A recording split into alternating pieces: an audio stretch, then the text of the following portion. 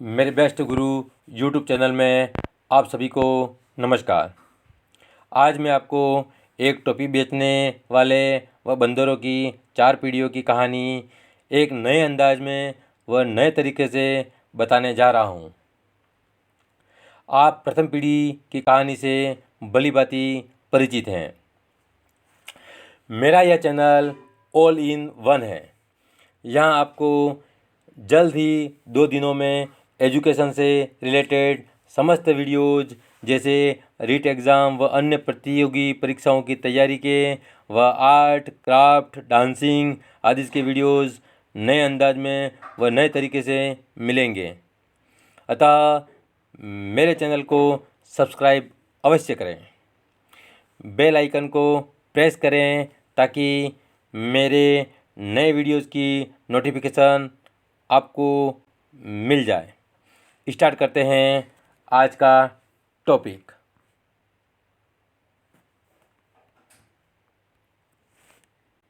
एक बार एक टोपी बेचने वाला था जिसका नाम केदार था।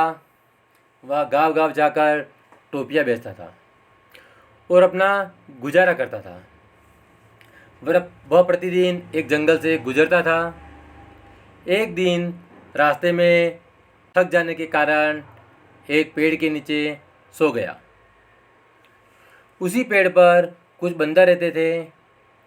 टोपी बेचने वाला जब वापस नींद से उठा तो उसने अपनी टोपियाँ पास में नहीं देखी तथा थोड़ी देर आसपास में देखा कि टोपियाँ कौन ले गया है, लेकिन उसे टोपियाँ नहीं मिली।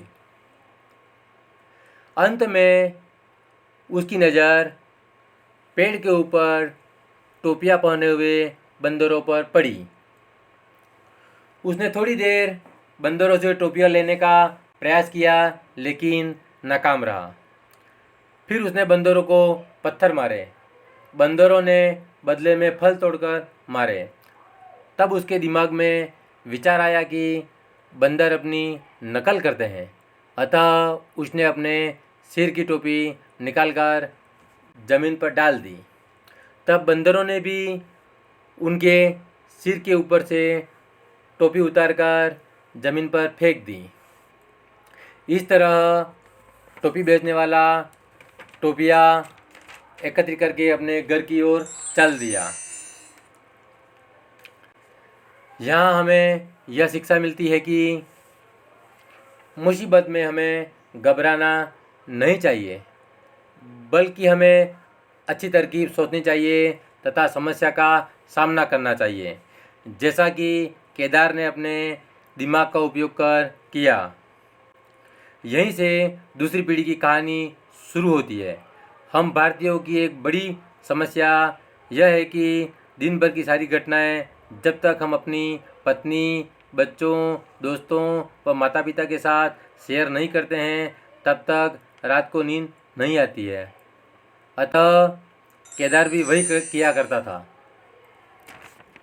अब टोपी बेचने वाला केदार बुढ़ा हो गया था। वह गांव-गांव जाकर टोपियाँ बेचने का काम नहीं कर सकता था। तो स्वाभाविक है उसके पिता का धंधा पुत्र को करना था। अतः अब उसके पुत्र बद्रीलाल ने पिता का धंधा संभाल लिया। बद्रीलाल के साथ भी वही घटना हुई जो इसके पिताजी के साथ हुई थी।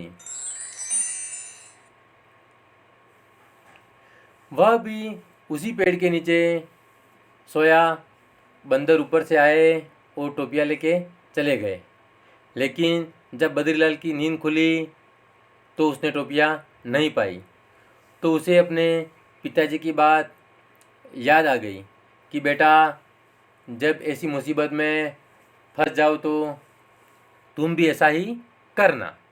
अतः बद्रीलाल ने भी अपनी टोपी ज़मीन पर फेंक दी, लेकिन ऊपर पेड़ वाले बंदरों ने अपनी टोपियाँ नहीं फेंकी।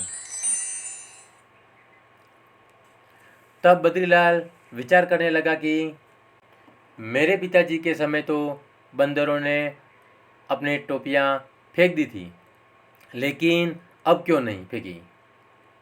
मैंने पहले ही कहा था कि हम भारतीयों के दिल में कुछ भी बात नहीं रहती है।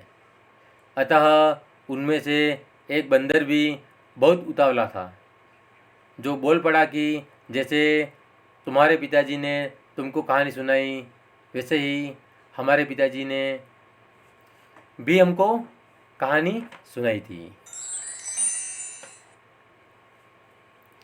कि बेटा ऐसी मुसीबत में कभी फंस जाओ तो अपने सिर की टोपी उतार के मत फेंकना, नहीं तो पछताना पड़ेगा। अतः बद्रीलाल छोटा सा मुंह करके बिना टोपी के तथा बिना पैसे के घर की ओर चल दिया। बद्रीलाल अपनी पत्नी, बच्चों व माता पिता को कहानी सुनाता है कि आज तो मैं नाकामयाब रहा और मेरी सारी टोपियाँ बंदरों ने ले ली। मैंने पिताजी के आइडिया को अपनाया तो फेल हो गया।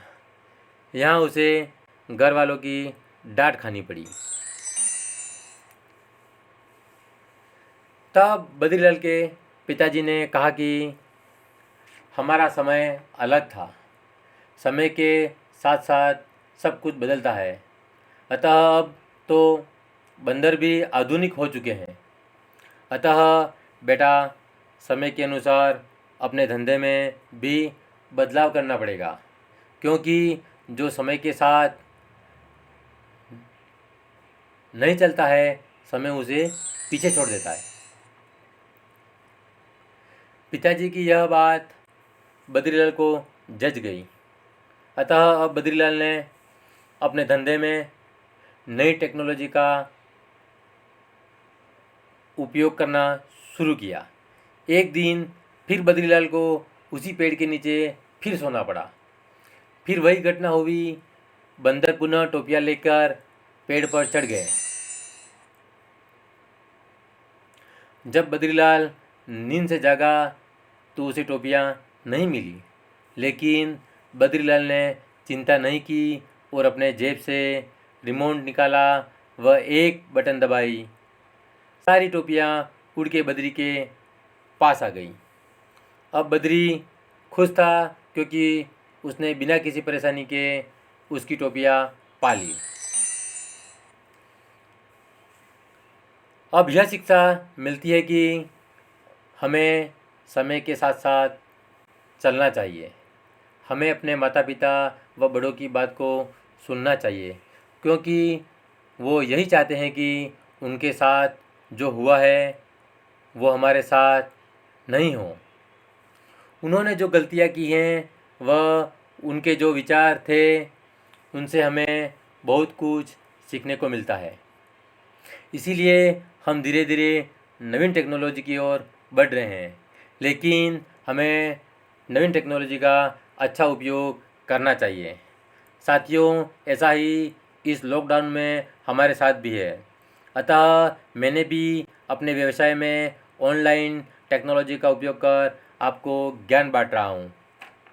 साथियों, समय बहुत हो चुका है। मेरा तीसरी पीढ़ी और चतुर्थ पीढ़ी का टॉपिक जल्द ही 4-5 दिन में आने वाला है। अतः मेरे वीडियोज़ को लाइक ज़रूर करें तथा मेरे चैनल को सब्सक्राइब अवश्य कर लें।